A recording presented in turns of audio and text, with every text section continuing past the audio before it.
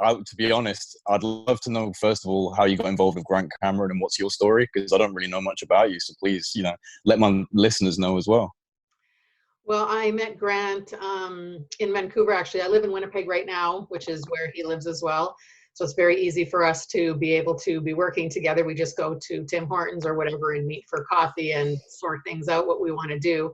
But I was actually living in Vancouver in 2015, and there was the Disclosure Tour that went across Canada, and with Richard Dolan, Steve Bassett, oh my gosh, Paul Hellyer, I think, was there, and there's a handful of people on it, and Grant was there, and I didn't know who Grant was at the time. I had sort of decided to move to Vancouver because Winnipeg is a decent size. We almost have 1 million people, 750,000 people here. But, Vancouver, I've lived there before, and it's a huge city and much more, maybe open-minded or, more of a, I don't know how to say it, but there's more people. So I thought if I had the opportunity to go back, I would definitely do it because I was interested in, of course, gathering with more like-minded people kind of thing. So I went out there, and there was a meetups. I found out about the meetups groups, and there was, C5 groups and UFO meetup groups and everything. And so I started attending some of those, and that's how I heard about the conference, the Disclosure Conference. And I went to that, and Grant got up on stage. I'd never heard of him, and started saying that he was from Winnipeg, Manitoba, and had a group that met at the university here, once a month for I don't know if they were even, they might have been listed under a meetup group, but I had never heard of them. And I was so shocked that something was happening in the city that I literally just moved away from it. I thought there was no one here doing that. Right. And then he's talking about Winnipeg, and I was like, oh my God. And I had possibly never gone up to someone after like a show or a conference or something to actually speak to someone. I'm not really that kind of person. So I was like, but I had to, because I couldn't even believe it. So I went up to him after, and I'm like, you're from Winnipeg and you have a group there? Like, oh my God, I just moved from there and everything. So I started as I was coming home, every couple of months or whatever, I started going to the group here in Winnipeg, and then just got to start to be friends with them, and noticed that I hadn't heard of him because he wasn't on YouTube. And I guess at that time, the job I had afforded me a lot of time to be on my phone, I guess, during the day while I was working kind of. And I was watching YouTube lectures like there's no tomorrow, like 10 hours a day maybe. And I knew about a lot of people, but I didn't know about Grant. So I was like, you need to get your stuff on YouTube. Like, you have so much information locked up in your head, and all these books and all this information. It's like, you need to start doing something. You need to be on YouTube, because I didn't know who he was. And I was like, so, this is what everyone's doing. So we, kind of just decided to buy a video. Oh, good. So it was you that kind of pushed the whole idea of getting him onto YouTube then? Yeah. I didn't know how to do it, mind you. I had no idea what I was doing. But I learned how to do it just to try to get, the information out, because I was so addicted to watching all these videos and lectures like all day, every day. And I just thought, like, he's got so much information that I thought, we got to figure out how to do this and get the information out. So. Oh yeah, I know the feeling when you have to get the information out after you've realized a certain amount of things. Absolutely. It's like an obsession, right? No, I was just saying that in regards to my own experiences with these like kind of orange orbs, a lot of my channels already heard me talk about those quite a lot. So I'd love to hear your stories, because you reached out to me and told me you'd had similar experiences, but I don't know what those experiences are yet. You haven't told me, so I'm anxious to know myself. Okay. The orange orbs. I've had blue orbs in my house before. Oh, wow. Just like that my dog has actually seen at this, and my dog's actions are like strange noises that he was making when he saw this orb is what alerted me to look at him, which then made me look at this orb and watch these orbs in the house. But for the orange orbs, I had a very I've had many sightings, UFO sightings, with other people and by myself since I was like a kid, different things where we'd go like, what's that? When we had no idea what it was, but, drinking when you're a kid in the playground of your school or something like that. It's like, wow, look at that. And we would Yeah. sit down and like line up the basketball post kind of thing and go, but it's going that way and that way. Like, is that a, we wouldn't have even known if that was a plane in those days, but we would go out and see these things all the time as well. But for the orange orbs, in 2012, I had a huge 5-day sighting where every night for 5 nights I went out and I saw the most insane things that I'd ever seen. Instead of it being very small points of light, which is what most, like 99% of the time of my whole life, those sightings were just small bits of light. And eventually, I learned that if it goes back and forth, obviously it's not a plane kind of thing, or a satellite or anything like that. Got you. But the 2012, I had 5 nights where I was out. I used to walk at, after midnight or whatever, just for an hour or whatever around my house.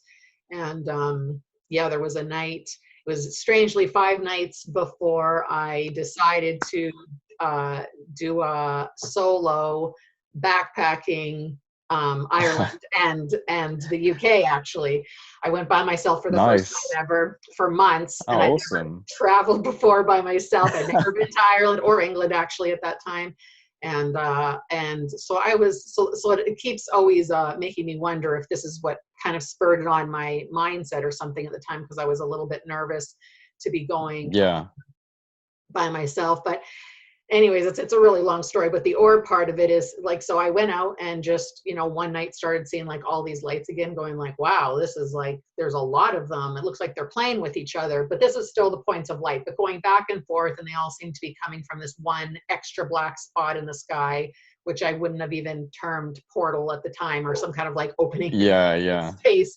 But there's all these things going back and forth, and I was like, wow, maybe it's UFOs again, right? But I knew a lot about it, but that wasn't the only thing at the time that I was really following or interested in. So I was just keeping track of like, wow, this is like what's happening up there tonight. At this point, were you engaged in any sort of CE5 at this point? No. No, definitely not. 2012, I had been definitely aware of, and been watching Ancient Aliens probably in shows like that at the time. And definitely I'd watch every, UFO or alien movie kind of thing. And I had many books about it, but that was not anywhere near my prime focus. So I didn't ever research it enough to know anything more specific. Right. So so you weren't going out with the intention of making contact. You were just seeing things. They would just seem to happen around you.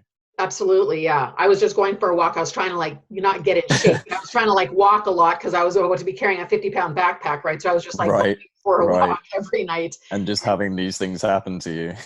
Yeah, and it was only those 5 nights before I left, so it happened right until the night before I actually went to on my trip or whatever.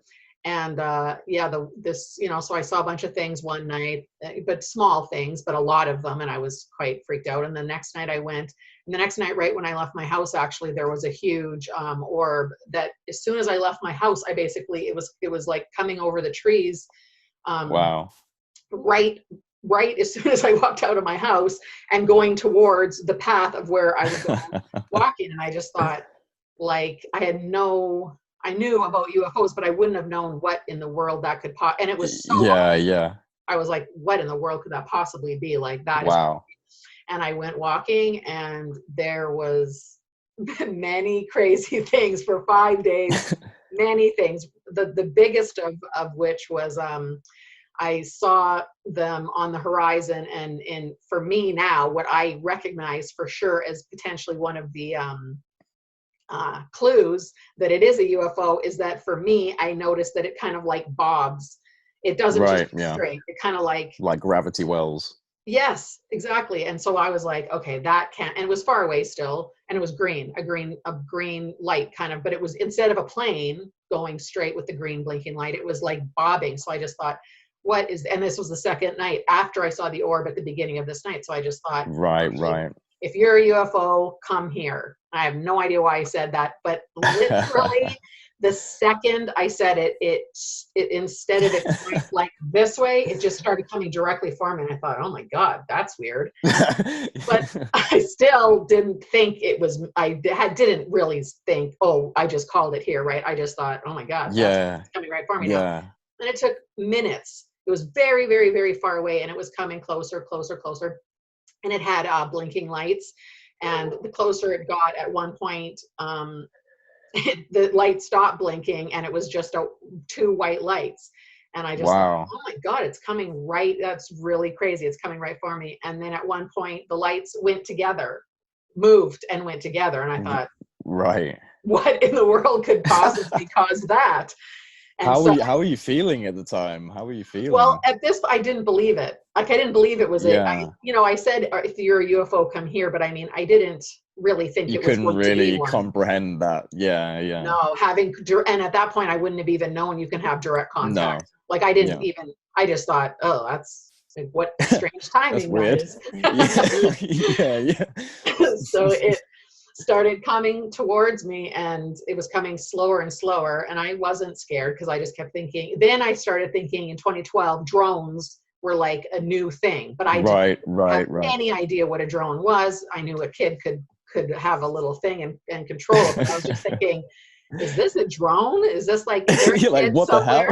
The hell? I was like, that's really weird, because it was so far away. So if there's a kid that knows that I'm at 1 o'clock in the morning going around my neighborhood, standing in the dark by myself, and some kid can tell and was so far away, and then knew, and it came the exact second I asked it to come. I just thought, what's that? But I really did think it must be a drone. I have to say, it's kind of funny how like the logic center goes to that type of idea, even though that's actually kind of probably more outlandish.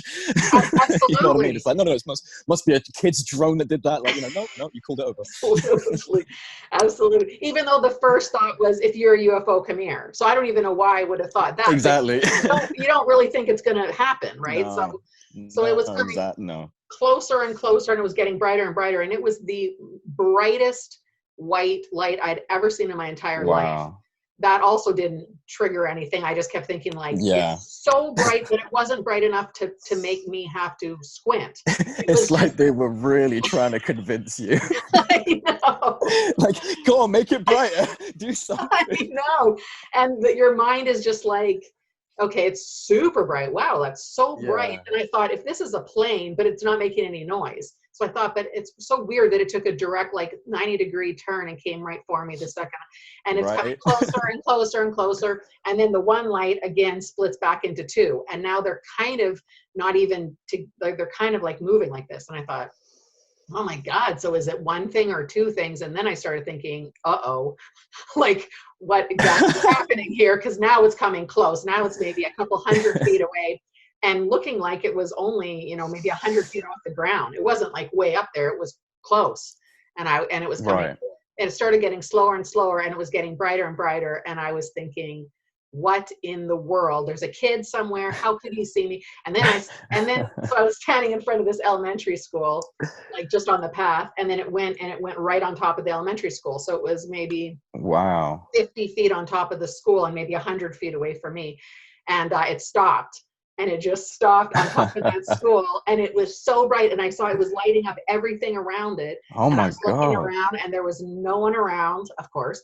And then I started thinking, I'm leaving in a couple days, and I was like by myself in my house at the time, and I was taking a cab to the airport. I was going to be gone for 3 or 4 or 5 months, like an indefinite amount of time. And I just thought, if something weird, like, am I being really stupid by walking by myself at 1 o'clock in the morning? Is this thing actually a UFO, and it's going to like take me away, and no one's going to recognize because they don't think it's known for 6 months? So I'm just going to disappear or something. And I started thinking, should I be scared?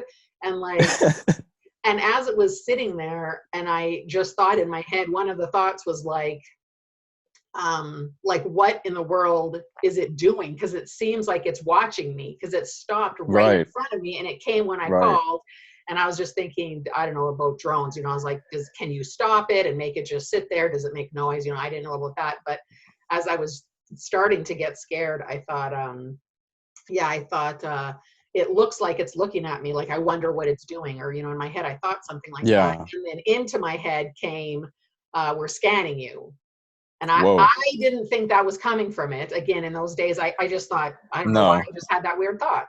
And so Right. I was like, okay. And then I started getting more and more scared because it wasn't moving and it was so bright. And I started thinking like, I don't know if this is a dream, but maybe I should be not here right now. So I started getting more and more scared. And as I was getting more and more scared, I I decided I have to run. Like I was getting so scared, but okay. The second I decided I'm running back towards home, like that way, as the like anxiety or fear or whatever was building up, I had the feeling like time slowed down. So time slowed down so much that I could feel every muscle and tendon and bit of my body about to run. But since I was here, it felt like the cartoons, like when I don't know if that's like Bugs Bunny or something, when the cartoon they go like this and then run that way. yeah, I know what you mean. And that's what my muscles were all tensing up this way. Oh my god, that way. But I could feel it felt like it was a year, and every single muscle in my body, I could feel it like by millisecond tensing up this way to like slingshot me to start running that way. And I didn't know that was like the Oz effect. I didn't know anything. I just thought, I had no idea what was happening. But everything went quiet before this happened. All of the crickets, like all of the noise that was happening outside was silent. I thought it was just something in my ear that, like, I don't know. I didn't even understand. So I just thought something weird's happening. And then all the muscles turned up. And then as I slingshotted myself that way, finally, when it like let me out of the time warp thing and I started running, the physics of my body, being tensed up made me run a couple steps. But the second I was released from that and did run, out of the corner of my eye, the millisecond, because I was doing milliseconds at the time, the millisecond I started running, it turned and it went the other way. So it went back. So it was coming like from this way. And then when I said, come here, it did a 90-degree this way. It was coming right in front of me. And then the second I started running, it did a 90-degree going back towards where it came from, basically back that way. I don't know, that's like south. It was coming in a northerly direction and then came 90 degrees towards me. And then the second I started running, it went back. And the crazy thing is, because the time was so slow, I could really tell, because it was like, like I said, I was dealing with the milliseconds. I could tell that the second I ran, it moved, and it made me. Anyway, I took 2 or 3 steps just because of the propulsion of my muscles being tensed or whatever. And I only took 2 steps, and I instantly started bawling, and felt like the worst feeling ever. Like it was literally like I just ran away from the most important thing that I could ever. I just felt I can't even really explain it, but it was like, I just made the biggest mistake of my life running. Missed out on an opportunity. And had this instant connection with it, that it was like the most, loving, important connection of my life. And I was just instantly, instantly bawling again at 1 o'clock in the morning by myself on the middle of it. I've been there. So I've done the same thing. After my first couple of experiences, I cried like a baby. Interesting. Yeah, because I think, and who knows what happens in that time, that if you made the connection and you can't remember it, and that's the feeling that you get once you're, released. Yeah. I was going to ask, because I was going to say to you, like, in hindsight, do you like feel like there was any reason to be afraid, or was it just your kind of fight or flight response, human fight or flight?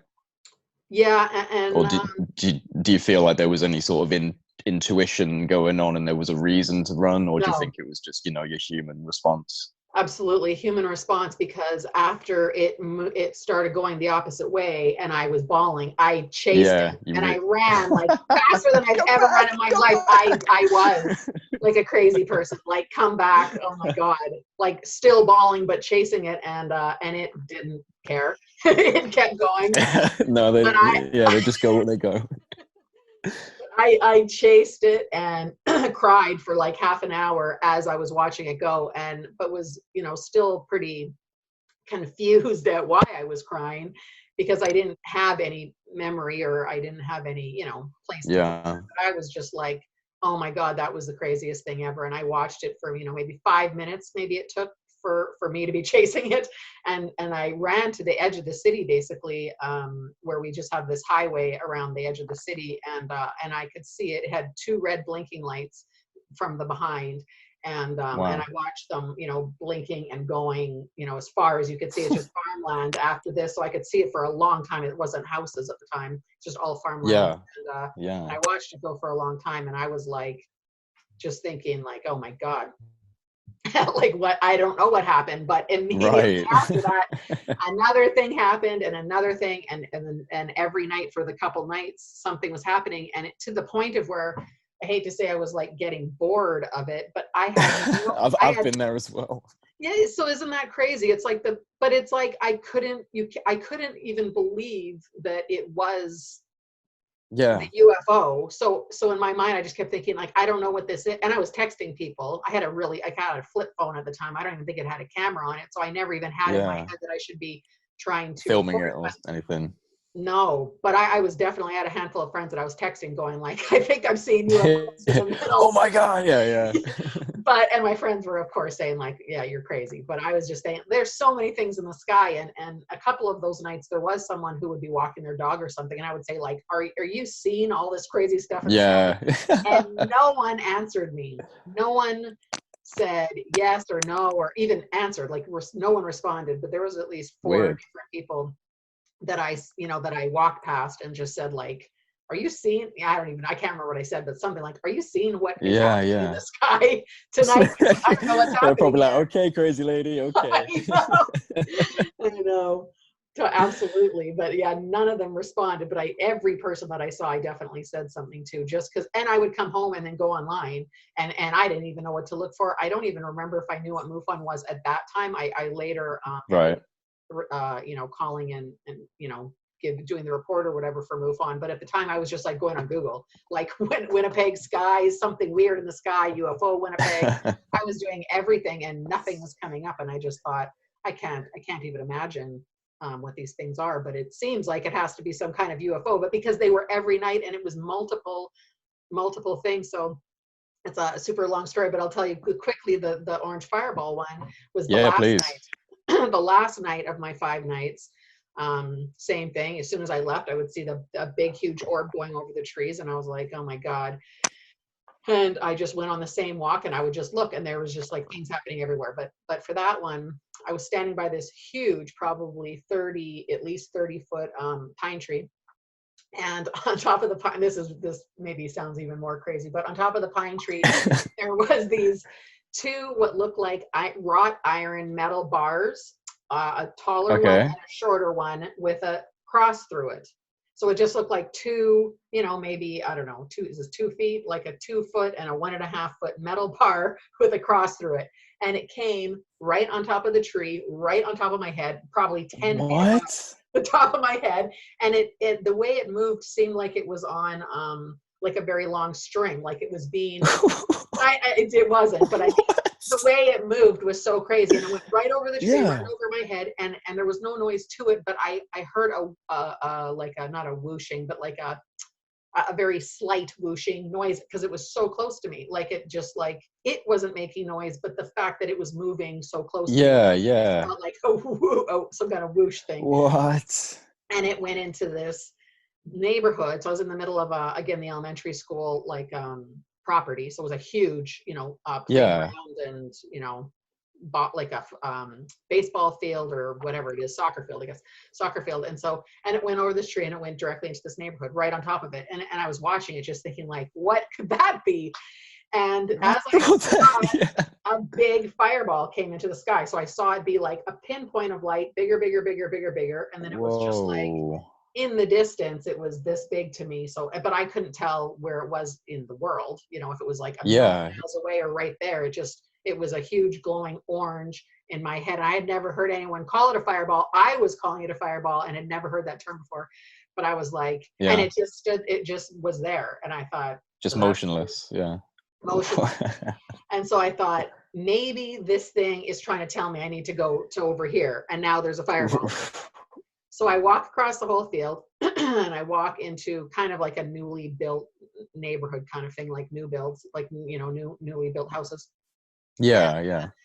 And so there's a fireball. So not the one that I saw though. The one that I saw, I don't know where it was. It wasn't moving. It was just static in the sky. But as I walked towards this neighborhood, there was these small fireballs that were like maybe this big. I don't know if that's like maybe 2.5 feet round, like maybe this big. Right. Okay. 2.5 feet. And I looked, and it was and everyone, because it was a new build neighborhood, everyone had a fence, like a 6 foot high, right, fence. Wooden fence, so you can't really see through it. But I noticed that these fireballs were bouncing very slowly into the backyard of these houses once, and it would go about 3 or 4 or 5-ish feet from the ground. I couldn't really see. I could only see through the small slits in the fence, and then it would go up. And these were all 2-story houses, and the fireballs would go very slowly and then all the way up to basically the roof level. And then it would move to the next house, and it would bounce very slowly. I know. And again, in my head, I thought, what are they doing? Because that looks like they're looking in the windows, like again, right? Yeah. But it looks like it's looking through the windows of everyone's sleep, because again, like this is probably this is maybe 3 or 4 in the morning now. I was out all night this one night. This is my last night before I actually went to Ireland. So yeah, I was out, and I didn't get home till 6 in the morning, and I thought, wow, I didn't think I was out that late, because I went out at 12 or 1 in the morning, but somehow I was out for like hours and hours.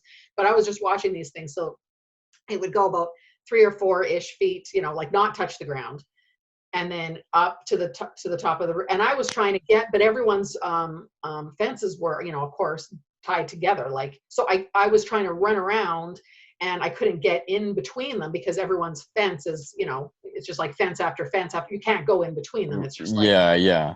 So I was like, oh my God. And I would look in this part, and I would see the fireball going to the next one. And then I looked, and I saw in between these 2 houses that there was another one over there doing the same thing. Oh my God. I ran around, but I couldn't get in between the houses. And I was running around, and I noticed there was at least 2, but maybe 3 different, because I couldn't keep track of them. And, because some of the houses, and I didn't know which direction the balls were going, but I was like, I would just look, and I'd say, oh my God, there's another one there. Oh no, maybe that's the one I just saw. But I would try running down the street and, trying to not actually get arrested or something by going in someone's house. Right. I was trying to be like, what are they doing? And it really seemed like the scanning thing, when it said it was scanning. Yeah, where they're just doing like that's the message that I kind of got, that they were scanning everyone in the houses. And I was like, no. No, go on. I had no negative feeling, not at all, like at any point, but it seemed like they wouldn't let me. Every time I turned to go to follow it, it would go the opposite direction. So it seemed like it knew that I was there trying to look at it, and it wouldn't let me get close enough. But it wasn't running away because I was looking. It was just not coming my direction. So every time I would go, doing their own thing. Yeah, but with awareness that someone was watching them, and I was just like, right, what is happening here? So yeah, that was my that's my fireball. It sounds like one thing is, it sounds a lot like the kind of I think it was in Switzerland back in the medieval times. They had like the fireballs coming over the city, and kind of it almost looked like a battle was going on in the sky. Absolutely, yeah. 2 things. Did they seem spherical or 2D? And also, spherical? Absolutely spherical, yeah. Yeah, okay, right. Because the ones I've seen almost looked 2-dimensional. It was very strange. You couldn't actually see any sort of 3D shape to them. And also, were they giving off any excess light? Was it glowing around them? And was there light pouring off onto the surroundings? I actually, the white bright one, absolutely, I could see everything. That one.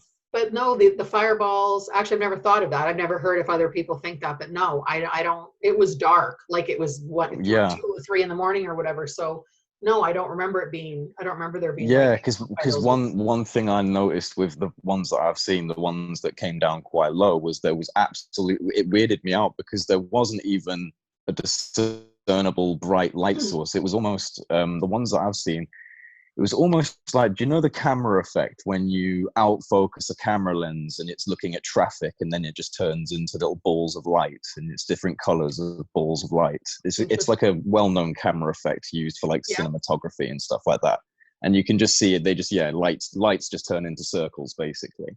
And it looked just like that. It looked like these orange circles that were just 2D, and they came down and they had literally, there was no light coming off them. They didn't look like a conventional source of light. They were slightly transparent, like slightly pastel orange color, and they were roughly, if I had to make a guess, they were probably that big. They weren't that big, you know, they were maybe just a bit bigger than a basketball. And yeah, they came down from the sky. I was outside in my garden and they literally just they flew across from the left hand side, and I thought it was meteorites in my peripheral vision. I thought there was like some meteorites flying by. And then suddenly it just stopped and they started coming down and down and down.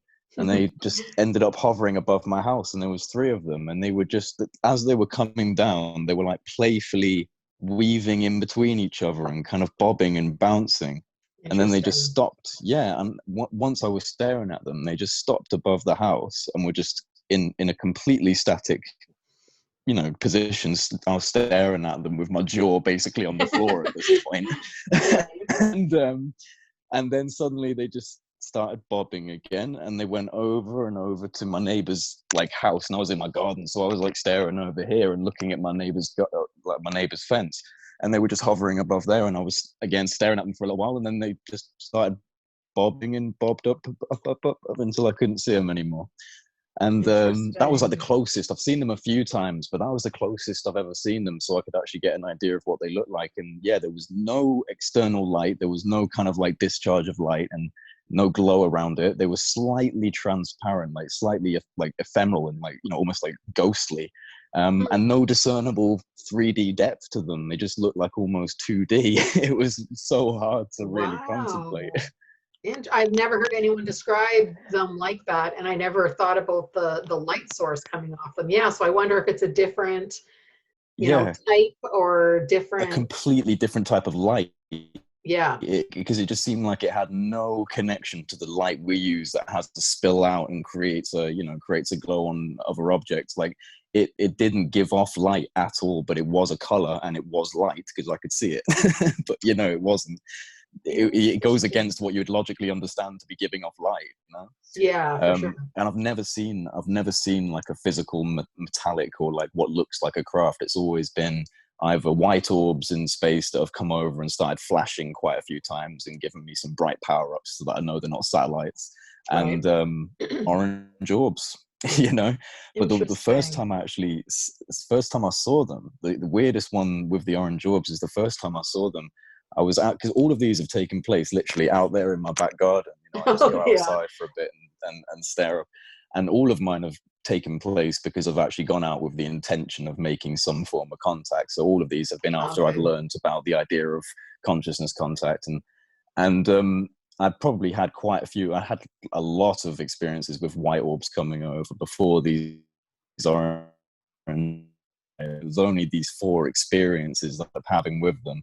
Seen them since, really want them to come back, but the first time I saw them was so weird because it was like a staticky cloud. This like staticky cloud was coming over the sky. It looked gray, like dark gray, but it's so hard to describe. It was like actually fizzy, like staticky, sparkly, and it was moving across the sky like this. And then it suddenly started coming across my direction. It literally just did a complete 90-degree turn. And instead of tracing across here, it started coming up this way and was going, it was very high up in the sky, but it was, you know, this weird fizzling cloud. It's very hard to describe, but it suddenly dissipated. The cloud just suddenly vanished. It just fizzled out into nothingness.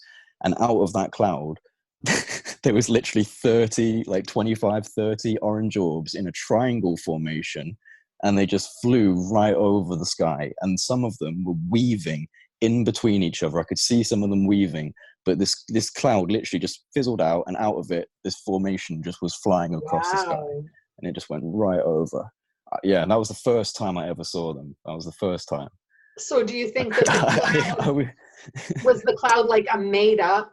Because I got this impression from my thing that they're masking themselves. So not every, well, this is my impression from that white light that came when it was, making the green blinking lights and the white blinking lights. I thought it was a plane, because that's what the planes have.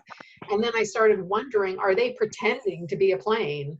And I've asked Steve Mayer about this too, if this is very common, because it really seemed like it was pretending to be a plane. But as soon as, and maybe it was waiting for any conscious connection, for anyone to say, hey, right. And then as soon as they get the whatever, their spidey senses know that someone wants contact, they come over. So I'm wondering, your staticky cloud, if that was just like they faked a cloud so no one could see them, but as soon as you're having the intention, then they'll show you what's honestly really there. Yeah, I mean, it did feel like, because it literally was like cloud gets to my garden, reveals itself, and then goes away, so it was very strange how it just did it the moment it was over my garden and a moment above my head. And I've had things that have been very small white orbs tracing across the horizon, and then they come above my house, and then they start glowing, and they'll give me a couple of flashes, and then they'll stop, and by the time they've gone over my horizon again, they've vanished. So it's strange, because it does seem like sometimes,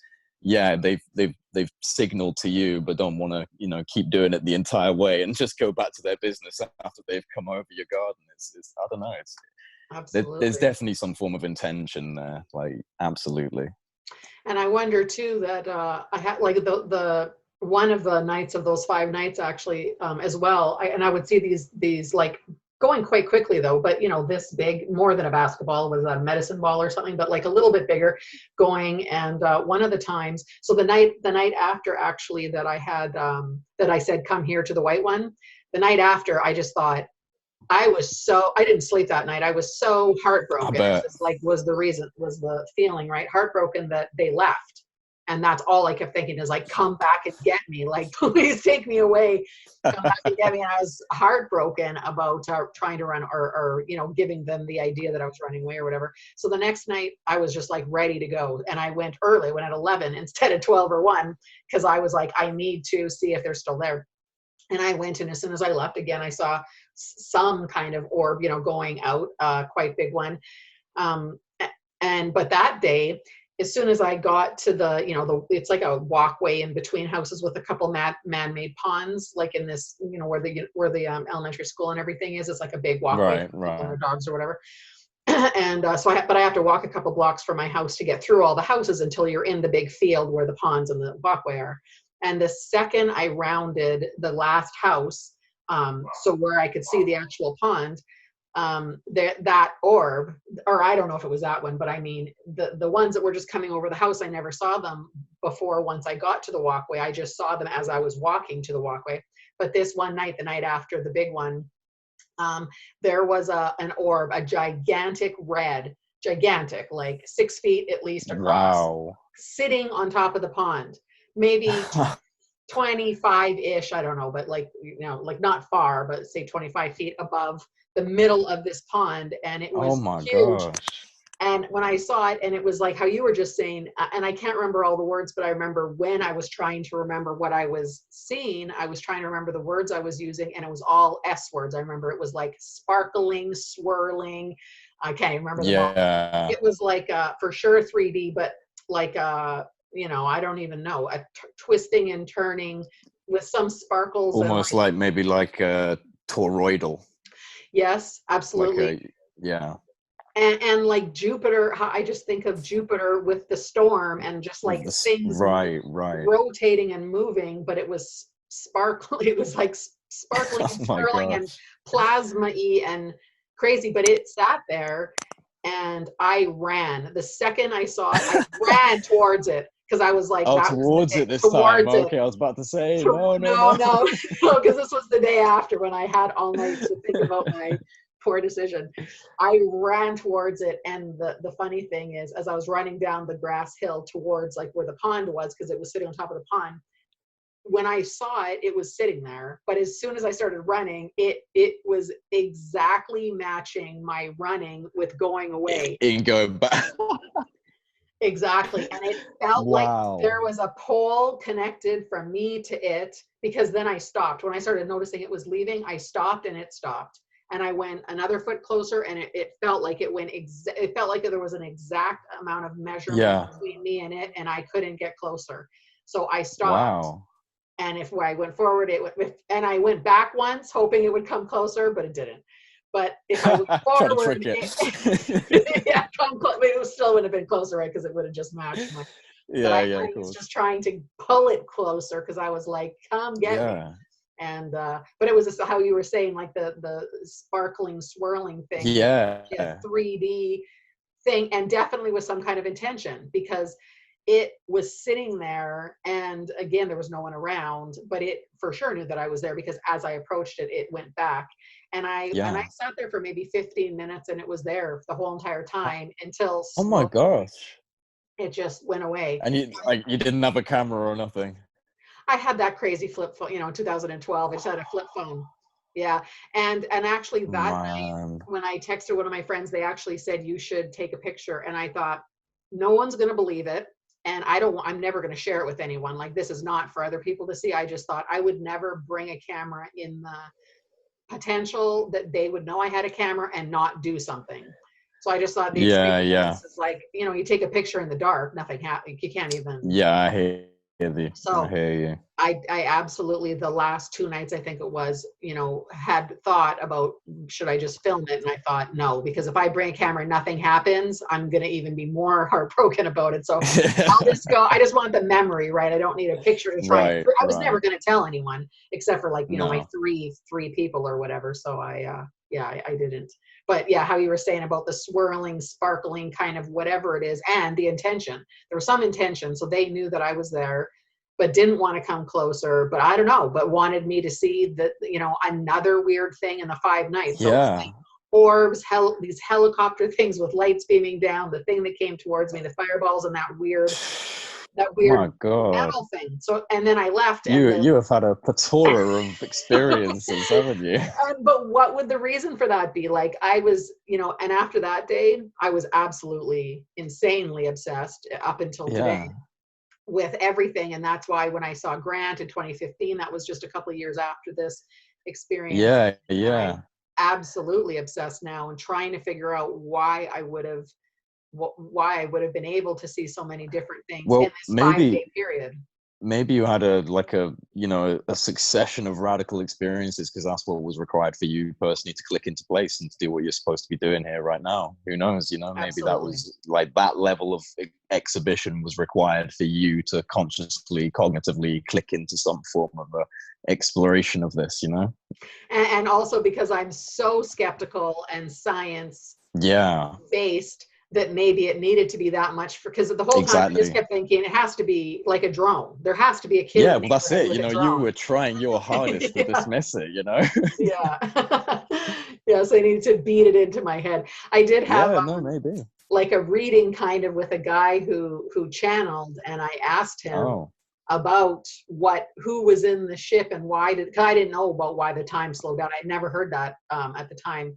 But that was the thing that really got me, is the time slowing down and the quietness, and then, and everything, then running, and then being so like heartbroken about it. So I asked him, and he actually said that it was your future. I was thinking he was going to say it's the Palladians or the Syrians. Who was it? Meaning, what race was it? But he said that it was you. That was you.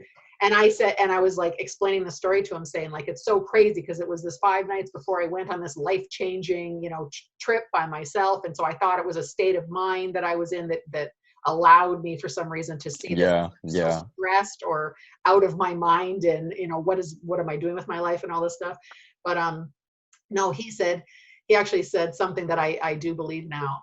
But he said, you think that you randomly went out and they were randomly there and you don't know why you called them towards you. But he said, no, this was planned before you came into this world. That was your future self coming to wake you up and to put you on this path. And so that day was destined. You were supposed to see it that night. Like one of the many checkpoints that are kind of put into your life to push you on that. Yeah, I hear you. Like it seems very similar with me, because it's the way in which I came into this subject is like very, it's really weird, because it's more of a spiritual thing than anything else for me, which is like a very strange thing, because I didn't have any sort of like kind of spiritual leanings before my experiences, which led to me making Project Unity and everything like that. So it's really strange, like for me personally, how the phenomena seems to be playing a role with consciousness and getting you to understand like a higher level of being and a higher level of awareness. Because,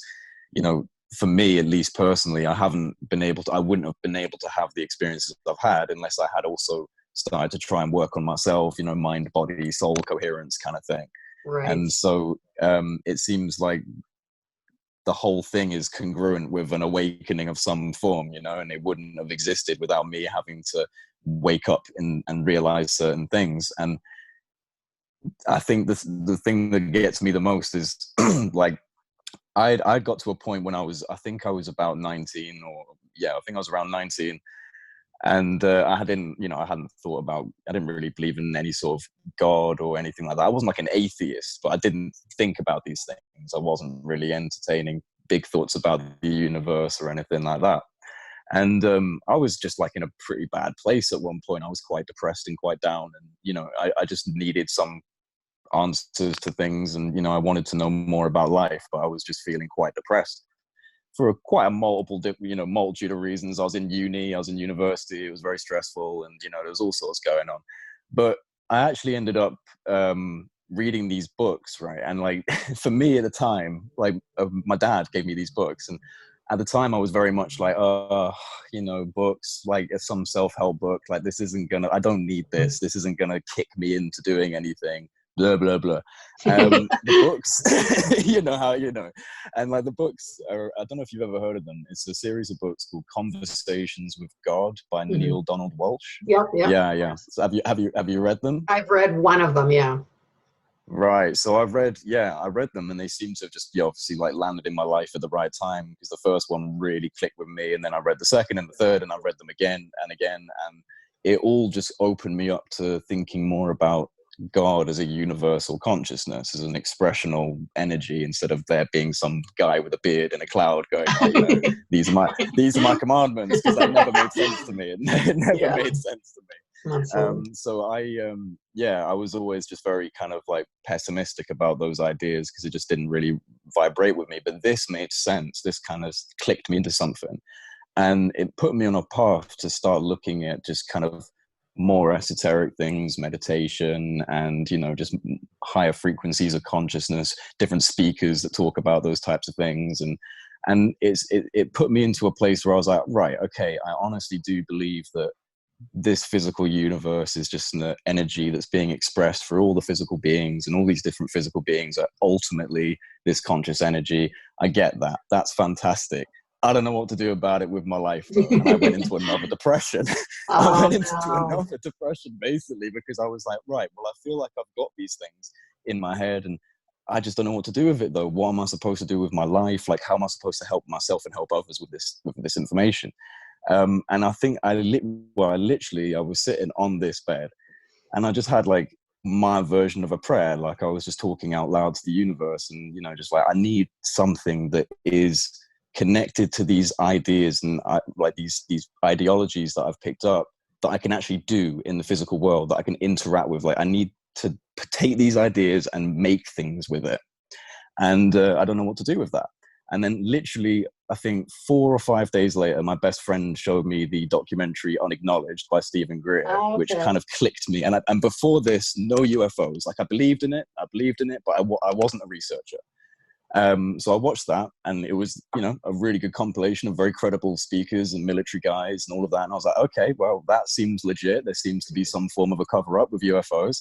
And then it got into the CE5 talking at the end of it about how, like, consciousness and non-locality and universal consciousness can be used to basically reach out and make these communications. And if I hadn't have learned the things I had learned before, I would have been like, that's a load of bullshit.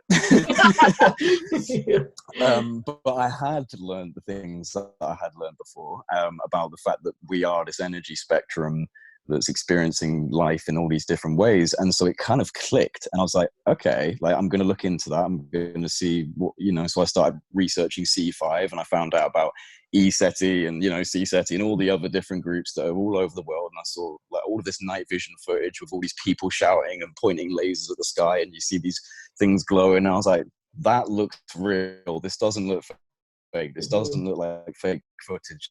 And so, like, I guess in some ways there's like a slight amount of faith that was required to go out and make a C5 contact. But I'd seen enough what really did feel like evidence for me to, in my mind, be like, okay, like, based on what I knew beforehand, based on what I've learned through the books and through all the things that I'd experienced, this seems real. So I went out, and the first night I had contact, and these things came over and lit up the sky, and like, that's it. My life changed forever from that point onwards.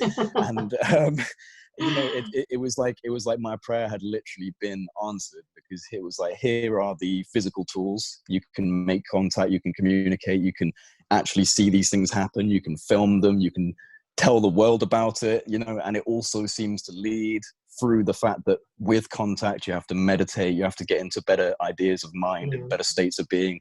You have to resonate with love and peace more. It's like, you can't help but start going down the route of being a better individual, a better human being, if you start doing this type of contact. So it just, for me, was like, here we go. Like, this is what I do now.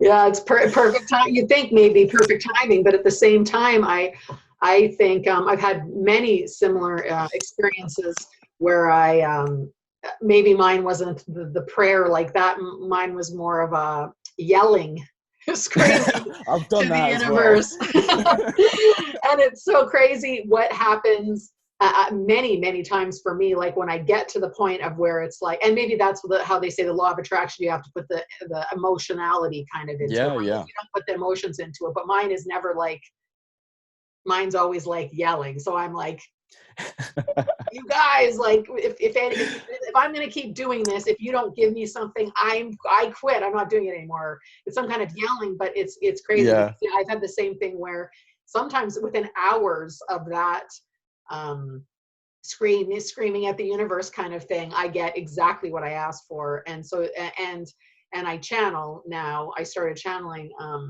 around the time when I met Grant also in 2015. And a lot of the messages I get are exactly that. They always say, we're literally right beside all of you.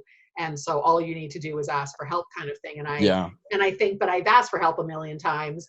So I wonder if it's that once you're like over it and you're like, that's it, I quit. I think at that point, you've lost all sense of doubt about it. You're just going pure emotion. You're just going pure emotion. And I think that is the law of attraction. Because, I mean, to be fair, one of the biggest shifts in my life did take place from a drunken rant at the universe walking home at night once, when I was just shouting about my life.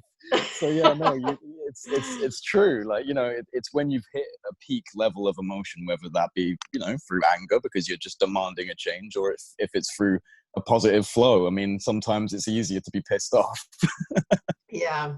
And maybe more focused. Maybe your thought is more focused when you've had it, or you're like over it or whatever, or you really want it, or like whatever the emotionality connection is must be something more focused. Because I do get those messages too, is that, and also with groups, they also always say, like, if you have multiple people thinking the same thought at the exact same time, then I mean, like group coherence. Absolutely. An exponential, it's not two people isn't just two people. It's like 10 people, and 10 people is like 100 people or whatever. It's focused thought on multiple individuals at the same time is very, very powerful. And that's, I guess part of the message is just that you guys need to start doing this, like get together and start having focused intentions. And I think exactly. And today, like with the virus and all this stuff, I think that these big, I don't know if I'm sure you must participate in some of these meditations that they're trying to get everyone to do during this time. And and I have like the Schumann Resonance app or whatever on my phone, and I check it all the time. And a lot of these big mass meditations that they've had over the last couple of weeks or whatever, that I've done, I go on the next day to try and see if there was any effect. And it's unbelievable the huge effect that it has when you can tell. Yeah. Who knows how many people are actually participating in these big meditations, but the one that was the big one that I don't even know when it was now, maybe 2 or 3 weeks ago or whatever. It was a Saturday night. And the Schumann Resonance the next morning at that exact time when everyone was supposed to be doing it, like the time that they said was absolutely unbelievable. So it's that kind of seems to be some kind of proof that we're doing something. Oh yeah, it's all connected. I mean, like we're part of this planet. As much as we like to separate ourselves from the earth that we're standing on, we are the earth, the physical sentient bodies of it. So we need, I think we've lost that, haven't we've lost that idea of being like wardens of the planet, and I hope that we can actually come to a place where we actually get back to that ideology. And I've been saying to a lot of people, things like coronavirus, it is difficult because obviously people are dying, and there's no way to not dress that. You can't dress that up in a nice, happy way. There's no way to do that. But I say this a lot to people: is if you can recognize that in your own life, if you can have some introspection and some self-reflection, and you look back on your own life and you look at like kind of the trials and the tribulations and the moments that were negative, and how they've actually led to you being who you are now, and have led to positive events. It's it's reflective of what's happening maybe right now to the planet, and when you need to be woken up in your own life, and when you need things to happen in your own life, there are moments, events, scenarios, people that come in and kind of push you in a certain way, whether you're conscious or unconscious of that. A situation happens to you, maybe it's a bad one, you don't like it, but out of it, something happens that is a positive outcome. And so, with this scenario, I kind of see it as a planetary one. So instead of it just being a single individual's own life becoming quite turbulent so that they can then change, the whole planet has become extremely turbulent, and everyone's feeling this. It has literally affected every single mind on this planet pretty much, unless you're in the middle of the jungle somewhere where you just have no idea what's going on. I wish I was there with you, but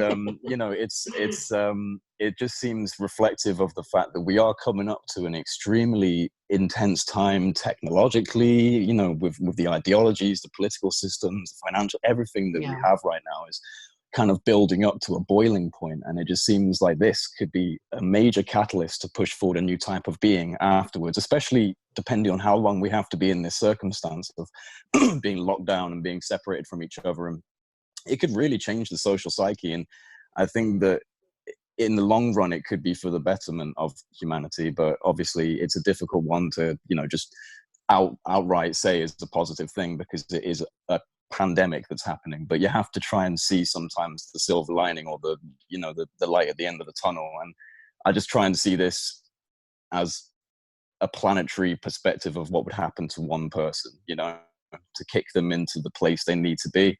And so maybe something like this is necessary, evil, so to speak. But I don't know. I'd like to think it is. Otherwise, it's all for nothing, really. Absolutely.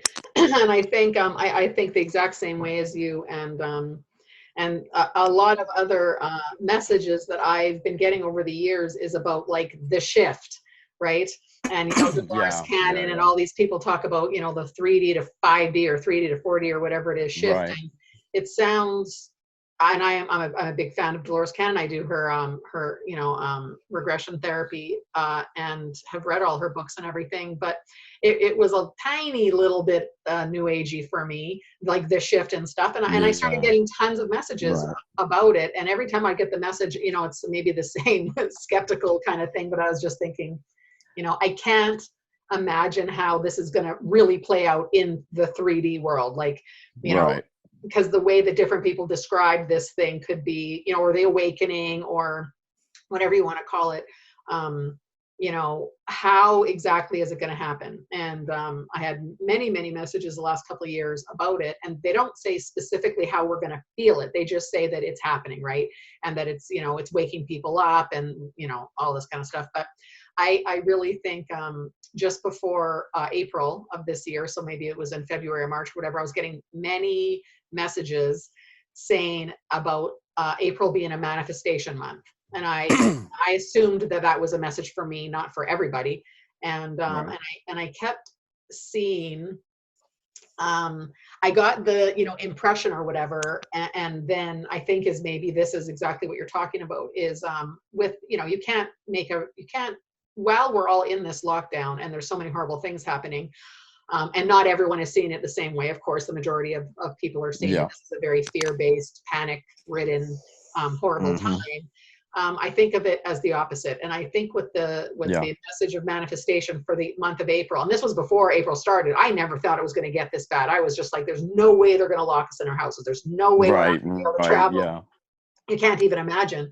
And but I think what the messages came to be was that everyone is basically, now that no one can most people can't go to work and are locked in their houses.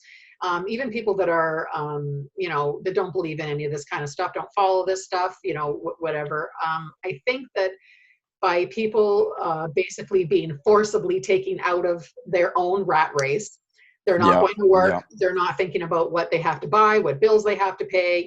Just like the general anxiety of what people face just by having to work full time.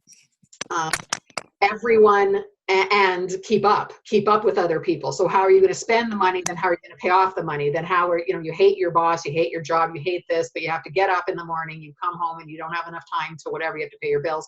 And it's just like a rat race basically, where no one really has enough time to themselves, with their family, to think about their future, to reinvent themselves, to restructure their own reality. Exactly. But I think that this is for me, it's seeming like the manifestation of this month is for even people that have no idea that they're doing it. I think the fact that everyone is locked in their houses, whether they follow any of this or not, they're not forced. They have the opportunity now, by not working, maybe losing their job, for people to start just themselves going like, oh, this isn't that bad.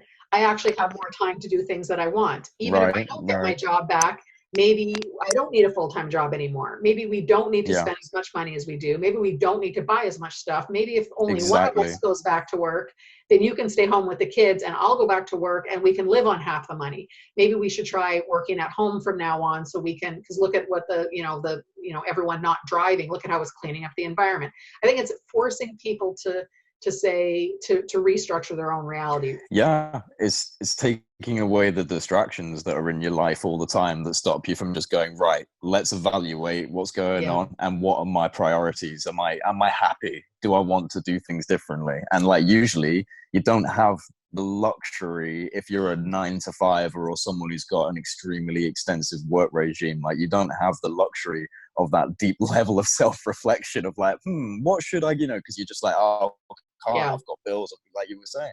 So this is giving people that pause, like the world has been put on pause momentarily, and do we want to see the same world when we come out of that pause? I think that's the question. Do we want to carry on as normal, or are we going to demand some form of reassessment? Yeah. And I think people that are like, more awake or whatever you want to say, know that this is a time, you have more time to meditate, join in these group meditations, all this kind of stuff. So maybe they're,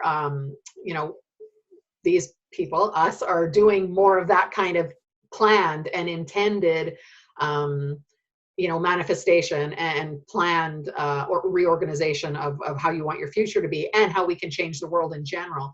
Maybe other people don't see it like that, but the fact that most people, I'm sure, are reassessing just because they have the time and realizing that they can go without less. They should maybe be more neighborly, say hi to more people. The kids should be playing outside, like all these kind of things. I think even in a couple months from now, I'm sure that this is going to change so many people, that I think this is kind of like the shift. I think this is literally now. The forced lockdown, I think, is the shift, because it's changing globally, a mind perspective of the whole entire planet, of everybody.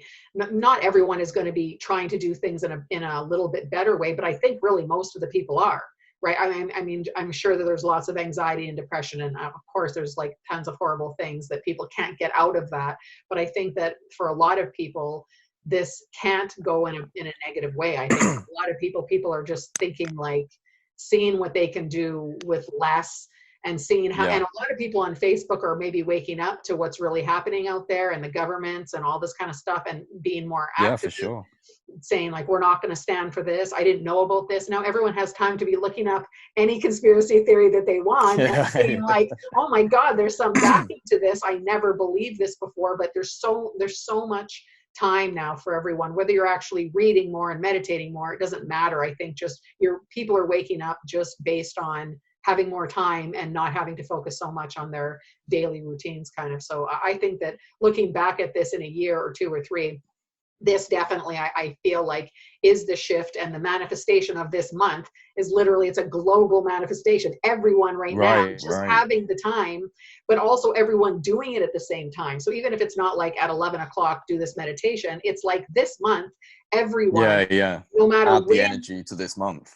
Absolutely. And someone else, probably thousands, if not hundreds of thousands or millions of people, at any time that you choose to do a short meditation, otre people are doing it. So these huge blasts of energy and reconnecting and being able to, re-plan and restructure how you want your future to be and how we want our reality to be, even unconsciously.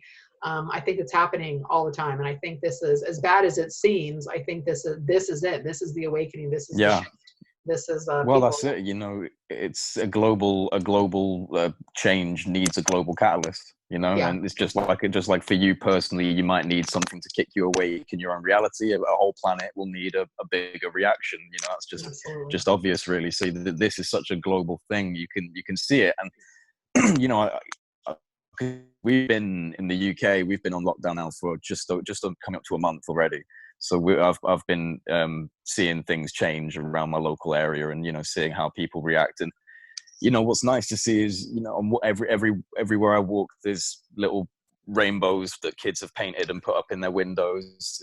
Saying save the NHS and all of that kind of stuff. And there's a lot of positivity, and there's actually there's, even though it was the government asked us to do this basically, but at the same time I do think it's nice, and I think it's quite a cool thing, is I didn't realize that this was a thing until the other week, when suddenly there was just an eruption of applause all around my town. I could just hear clapping everywhere, and I was like, what's going on? And shouted down to my neighbor, and it was like, we're all applauding for the NHS and clapping for the NHS. And it just, for me personally, as a 25-year-old, right, I was just kind of like, this almost feels like it almost feels like something that you would have seen in like World War II, with like Britain kind of like getting together, and like that whole thing of sticking together, and it just seemed like a moment that was really weird to be a part of, to see everyone clapping and to hear it all over the place. It was just like people are doing something that they would have they weren't doing before. They weren't doing this before. They weren't consciously giving out appreciation and positivity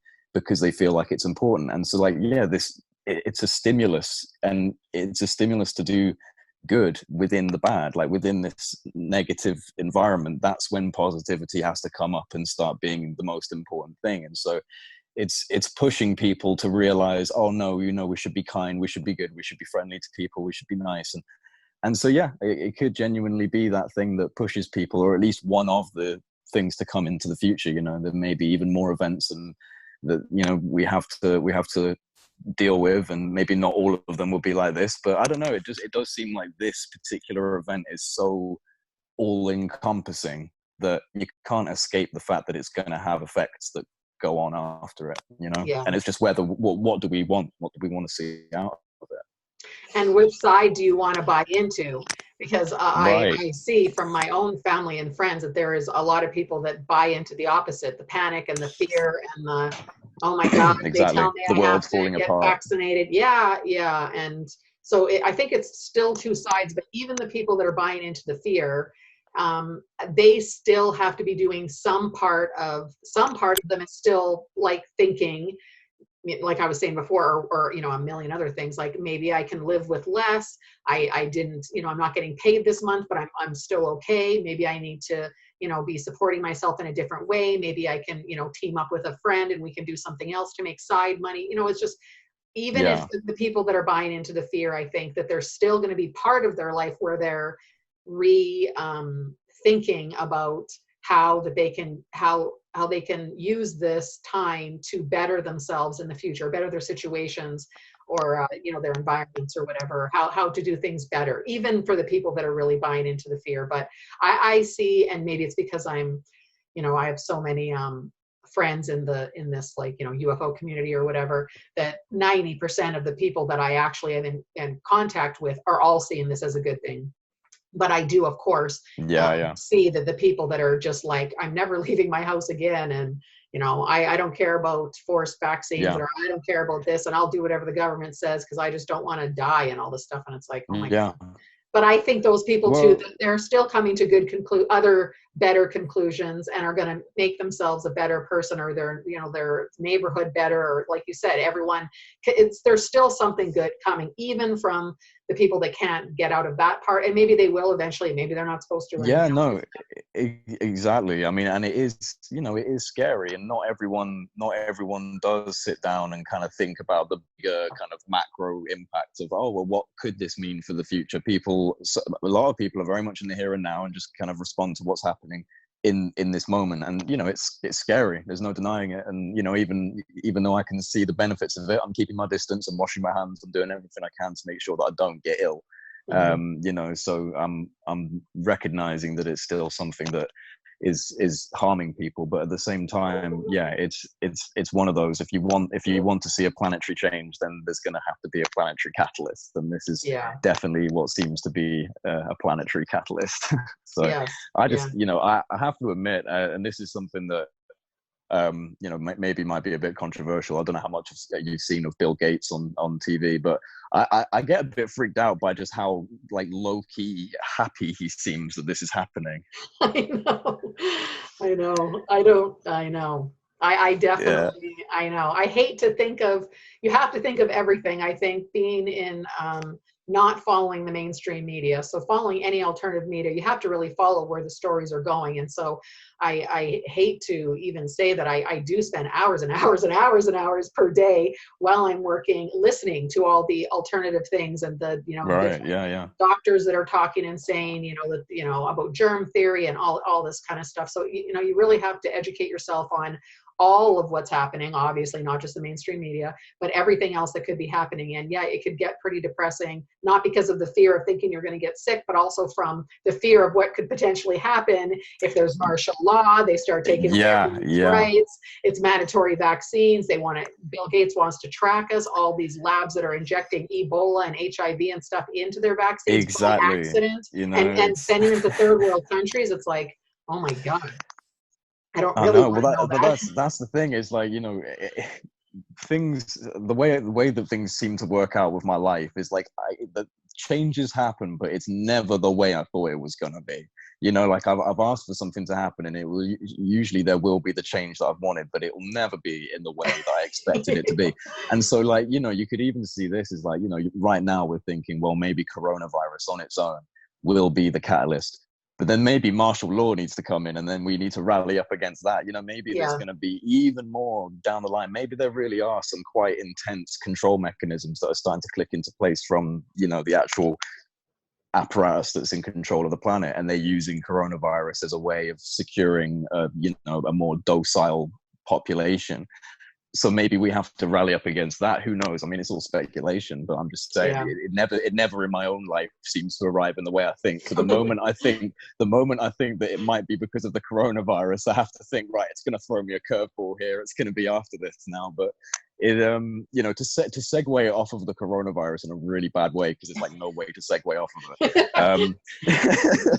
I just wanted to know what your speculation is with the experiences you've had in regards to what they might be. Like, do you think all of it is like your medium guy said to you, interfaces with your own self, or do you think that any of it is ET, or is it metaphysical, like angels, or where do you sit? Well, I'd say, coming from a scientific background, I have a science degree, and I'm a very skeptical, left brain person.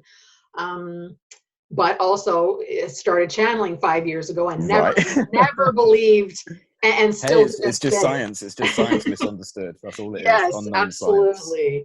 Absolutely. And that's the catch. And is where exactly. Yeah. I think that I used to definitely think it was all, ET and, I'm not really even sure where I sit. I was so skeptical of channeling, and I get so many crazy messages that I end up being able to Google and to look up to validate that this couldn't have come from my own mind, because I've never even heard of this. I even know what these words are, and I look it up. So I definitely believe that that it's coming from somewhere else, that it's not us. And I definitely believe in it. But that's the big thing is and I recently just published a book, and there's an entire chapter that's literally devoted to what is the phenomena, what exactly is behind the phenomena, because Right. as a channeler and as a skeptic, when they come in, and also having looked at so many paranormal cases and hauntings and this kind of stuff, it's like, and Grant is very interested in seances and mediumship and all that kind of stuff now. But it's from looking back at history, all the way back for John Dee in the 50s or whatever, and Aleister Crowley and stuff in the 1800s. People have been trying to connect with the other side to try and figure out what exactly it is, what is behind the phenomena for so long. And there's so many things that it can be, because often people are perceiving these things to be angels if they're coming from a religious point of view. Yeah. Or if they're from a new agey thing, they're seeing it as ascended masters. If they're a UFO person, they're seeing it as aliens.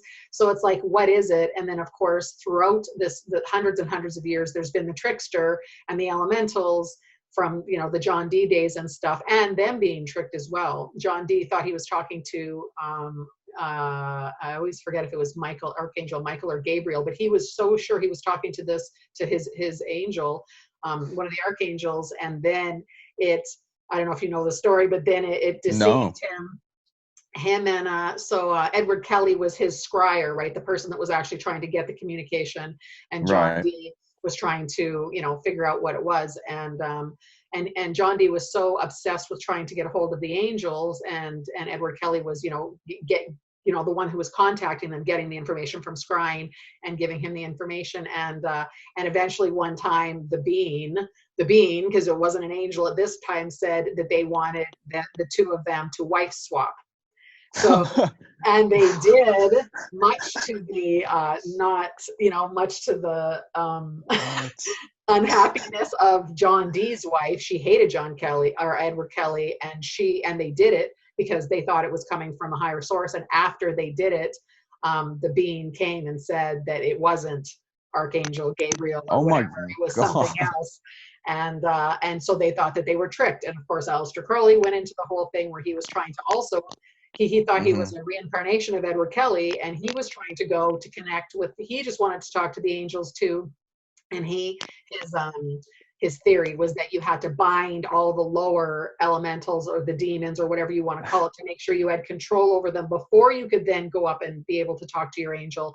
But he said, and he constantly told people not to do what he was doing because it's so dangerous, because you don't know what you're dealing with, and unless you know how to deal with these lower energetic, lower elementals, whatever you want to call them, that they could be tricksters and they lie to you all the time. And so even he was saying, be careful, because you don't know if it's lying or telling the truth.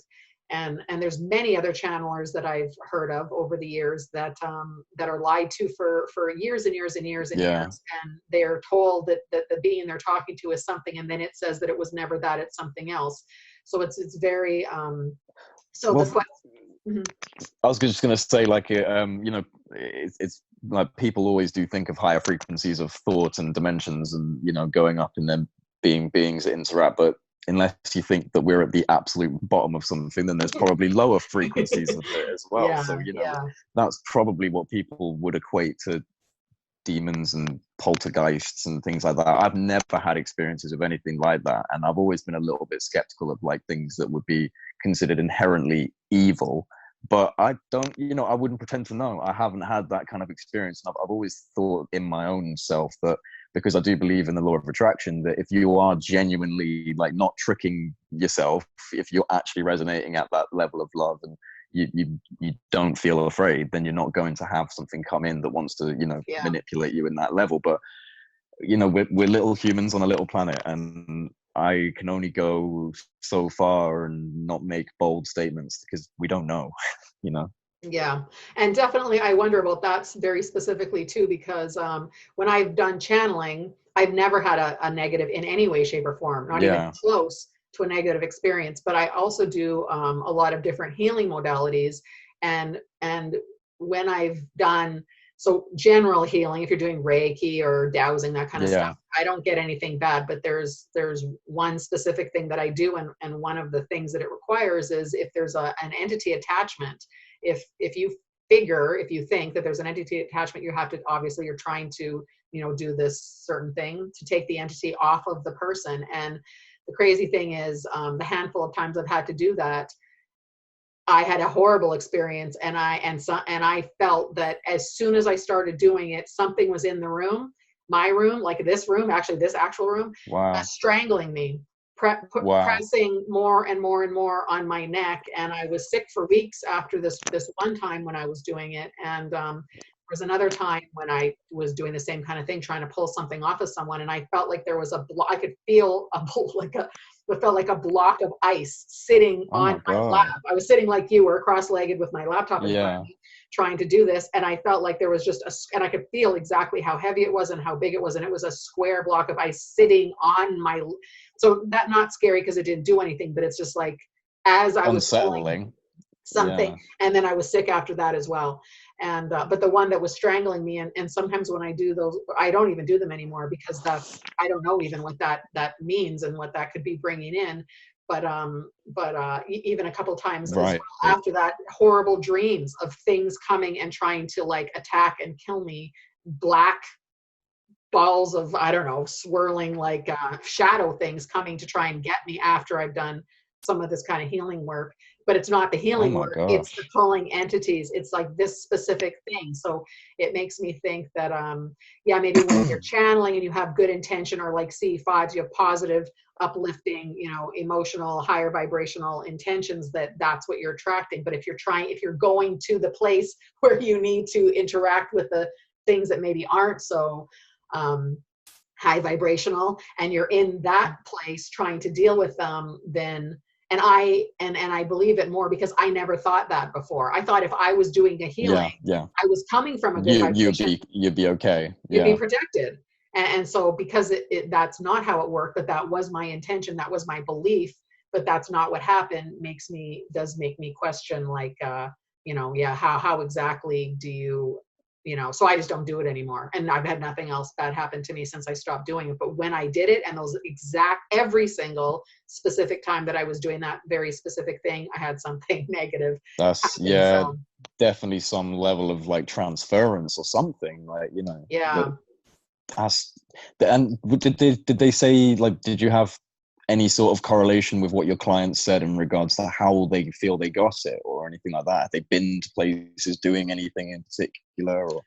Yep, a couple of them, they had many people tell them that they had an attachment and that they needed someone skilled to get it off them, but they didn't tell me that. I don't know if I certainly probably would not have considered myself qualified to do that specific thing, although I was trained in doing it. But I mean, how do you get trained in doing something like that? I don't think that someone who's trying to teach a dowsing class specifically knows how to train you for dealing with the repercussions of something like that. So I wasn't trained in dealing with repercussions, but I was supposedly trained of how to take them off. But that's the thing is, so two of them, were actually told by many, many people that they had something attached to them, which I didn't know. Yeah. And another one told me that he felt it, like one person actually knew and was saying that there's something that's, coming out of my, midsection, this black thing that's coming out of my midsection. God. But again, I just thought, well, I'm protected. I have a protection, ceremony that I do beforehand. Yeah. I thought it was all good, but after maybe 5 or 6 times of trying to do this, I thought, oh my God, I don't know how to deal, and you read tons of accounts of people that have to go to, even healers that have to go to shamans and are close to death. Before they actually get the proper help that they need. But you don't know exactly what you're dealing with if you dip into that kind of realm or world or whatever. So I choose No, to for sure. keep the vibrations high. Yeah, you're a braver woman than me, like, in terms of going and trying to suck out the evil from other people. But yeah, no, I mean, well, that's it. It's a spectrum, and like it's why a lot of people who've actually understood these subjects would categorize it as something like high strangeness. It's a spectrum. You can't pinpoint down, this is what this is, this is what this is, because even to the point where you think you've got a physical craft or something when you're talking about UFO sightings, and then it becomes something else, and it vanishes or turns into light balls that separate into different pieces. And so it's like, is it one thing I've always thought was like, even though it's a spectrum, is it all just one thing being a Yeah, spectrum? You know what I mean? Is it just one form that's just making multiple forms for different reasons? And I've always thought as well that perhaps the whole UFO scenario and the fact that it really exploded in the 1950s, it's like a carrot on a stick almost, in terms of like, you see these things and it pushes humanity forward a little bit further, a little bit further. And every time that we get something up in the air, there's something else that's even better, that's like flying around and making itself known. And I don't know, it's almost like it might be alien, or it might even just be our own consciousness pushing us forward through interactions that have to happen, or time travel. Maybe it's our own human, maybe it's humans from a time when we figured it out and now there's a paradox. exactly. It's just a loop.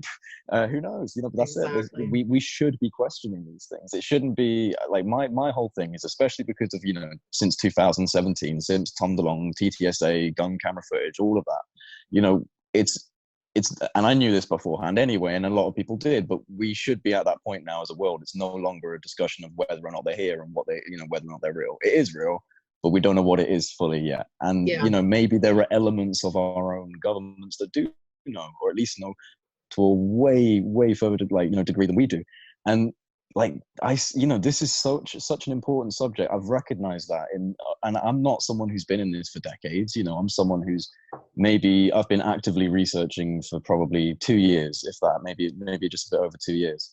And in the time that I've managed to pour through documents and videos and documentaries and have my own experiences, it's represent of physical science, material science, a new understanding of energy and exotic propulsion. It's about consciousness. It's about our own place in the universe. It's about how we relate to different things, and how ESP and like these types of evolved methods of communication work.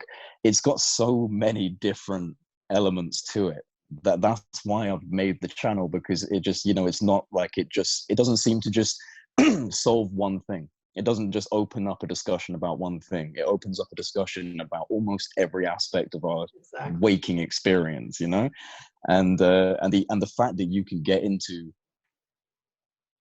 not even a very complex state, because I've never had to go into any sort of deep transcendental meditation, any sort of really, I've never had to remote view or visualize myself going backwards through the universe, back onto the planet and back down to where I am on in my garden. I go outside, I clear my mind, I think happy thoughts, and I talk to the universe, and I know that things are out there, and I'm like, hey, you want to come by and see me, and if you want to be here with me in a good space with a bit of love, and you want to show me your lights or anything like that, please come by, I'm here. And that's as simple as it has been for me. And so I think what's really amazing to me is just like, it's not something that requires some monk level, some Jedi level of discipline. And even though it's good to try and endeavor for those things, it doesn't require that. Everyone can clear their mind a little bit, and maybe I clicked into it a little bit quicker than some other people would, but that just means you might have to practice a little more with meditation and getting your mind into a less hectic space. Yeah. But it just, the fact that it's so easy to do, and that they seem to appear, and especially seem to give off a visual exhibition when you have reached the correct state, like when you're actually vibrating. Like, I'll tell you what, one thing that was really cool was I was outside, and I had no real intention of doing a CE5. I was just outside for a minute looking up at the stars. And I just had this really pure thought come through my head. I was just thinking about all of it. And I was just like, it's all just love. Like, at the ultimate level, this is all just love. And the biggest flash just from the middle of the darkness, just right above my head, just this huge flash. And then I was just like, oh my gosh, like, you know, thank you. And it did it again, it flashed again. And it's like, it's so simple. People think it's all about getting into these really complex states and like, right, I'm going to become one with the universe. It's like, no, it's just about, if you start resonating at the level that is pure for a human being, like of love, of like, you know, because no one wants to be hateful, no one wants to be judgeful, no one wants these things. You know, deep down that you want love and happiness, even if it sounds corny, you know, you want that. And so if you just go from that state and ask something to share in that moment with you, or make yourself known to the universe, like I did by pronouncing and announcing it's love, something goes, yeah, buddy, it is. You know? And it seems to pop up when you get into that state. And so that's what I was saying before about how the fact that I've had contact has led to me meditating, has led to me have more contact, has led to me, you know, it's all just kind of led onto a path with, if one of those things didn't happen, if the contact didn't happen, then the meditation and the practice of self-control wouldn't have happened. So like, how, you know, someone I speak with was like, you know, how do you know they're not tricking you? And I was like, well, if they are tricking me, all they've done is trick me into understanding unity consciousness and wanting to be a positive person in my life and eating less bad food and trying to smoke less. And, you know, like, so it's bettered my life. And so I can't see it as like, you know, a negative thing per se for me, but it just seems like it's so profound in so many different ways. And the fact that if you just get to a better state of mind yourself, and if you work on your own way of being as a human, the bonus to that is you can actually start to quite easily reach out to other things. Yeah, that's just the bonus of it. CE5 to me is about self-improvement leading to contact. And I think too, I just watched a couple nights ago, Richard Dolan interviewed Travis Taylor of the new Skinwalker show. And I thought he had an amazing way of explaining how the hitchhiker phenomena works, right? Which many people know from Skinwalker Ranch, but also from, you know, scary stories about people being in seances or using Ouija boards and all this stuff. And then they go home and the thing follows them home. And so, Egyptian tombs. Yes, absolutely. Oh, yeah, absolutely. And so many things, and exactly what you're talking about in a different way too, which I think is exactly the same way as so quantum entanglement is how he said it. So the fact that he's, I think he said he was there for 4 months on Skinwalker Ranch trying to investigate this, and still potentially doesn't believe it. Right? He was quite. You could tell his mind is a little bit open, but on that interview, he was quite sure to continue held back. To say yes, that it's like in the 1 inch of the 5 foot high documents of what could potentially be what's really happening. He didn't really want to admit too much what he actually believed, but him saying, Travis saying the phenomena followed him home, he was saying it's quantum entanglement, that just him being there and interacting with whatever it is, created a connection that doesn't matter time and space. Like, exactly. And how you're saying for CE5s, it's the same thing. You're sitting in a space and entangling with someone who's sitting in the same space. So, and then there's a connection. And I think that might also, of course, explain like people who have been, you know, followed abduction their whole life or anything. It doesn't matter if you're in the same space as, you know, your guardian angel, or, you know, however you want to say it, Jesus or whatever. I think you're entangling with the being, whatever you perceive the being's actual form to be.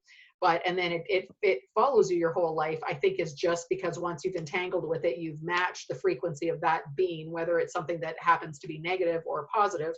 But once you separate, you know, a lot of people try running away, and I used to, maybe not so much anymore, but I remember in the old days, it wasn't even Ancient Aliens. I don't even know what those shows were called, you know, 10 years ago or whatever, but there's a handful of UFO shows where people would say, you know, every time they got in their car and they drove away, that the ships would follow them and they were scared. And so they would move to a different state. And they're like, but they're still here. And now they're getting my daughter or whatever.